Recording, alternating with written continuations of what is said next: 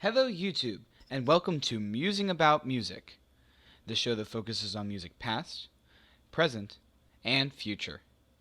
I'm Musikev, and this week we are talking about music in space. Okay, not really music in space, so much as music that sounds otherworldly. I suppose we could have also gone with a horror theme. Are you afraid of the music?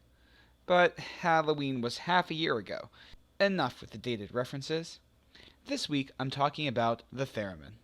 Before I begin, it's time for Lonely Fact, the part of the show where I take a piece of information that I couldn't fit anywhere else in my script, and I ask you, the viewer, a trivia question.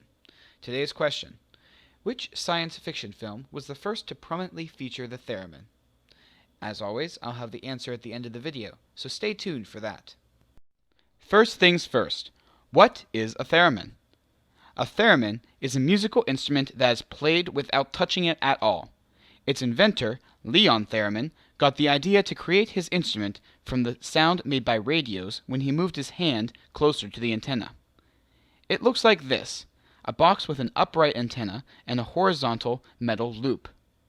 The player moves his or her hand in space closer to the upright antenna to change the pitch, and then moves her other hand up and down near the metal loop to adjust the volume.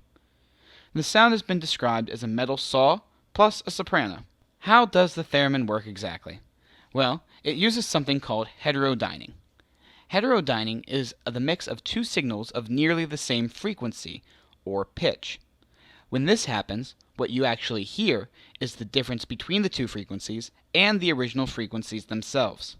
For the theremin, the two original frequencies both exist outside the range of human hearing, but the difference of the frequencies becomes audible.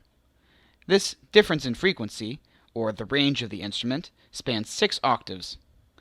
Don't ask me exactly what is going on inside the box. I don't quite get the electrical engineering in that area.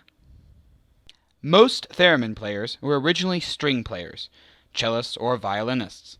The best known of them was Clara Rockmore, a violinist. She was actually the first one besides Leon Theremin himself to premiere the instrument, and is widely regarded as one of the best. Lydia Kavina, Theremin's niece, was also an expert player and teacher. One modern-day player is Pamela Kirsten, whose style evolved from playing the bass in jazz pieces. Her control of the theremin makes it sound just like a walking bass line. So, what kinds of music are played on these instruments aside from the spooky noises, or the space-age noises? Well, some classics, such as Saint-Saën's The Swan, Schubert's Ave Maria, and Scriabin's Etudes are played frequently. A fingerboard version of the theremin was used to reinforce the double basses in the Philadelphia Orchestra, before being replaced by the Ondes Martineau, a spiritual successor to the theremin. There are also a few composers who wrote specifically for the theremin itself, but I'll let you look those up if you are interested. I suggest you start with Filipovich's Symphony Mysterium. Also, it's been used in some pop songs, for example, Good Vibrations by the Beach Boys. That's all I really have to say about the theremin for now, but I've posted a full-fledged research paper, which you can find in the description, online. But now to answer our lonely fact for the day.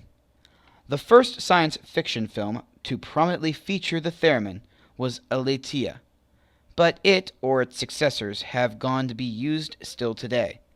And with that, our lonely fact has been answered. Thank you all for watching this episode of Musing About Music in Space. If you haven't yet, please subscribe to see more from me. And if you have any suggestions about what you would like to see next, leave it in the comments. And I'll see you next week. Yep, buttons, push button.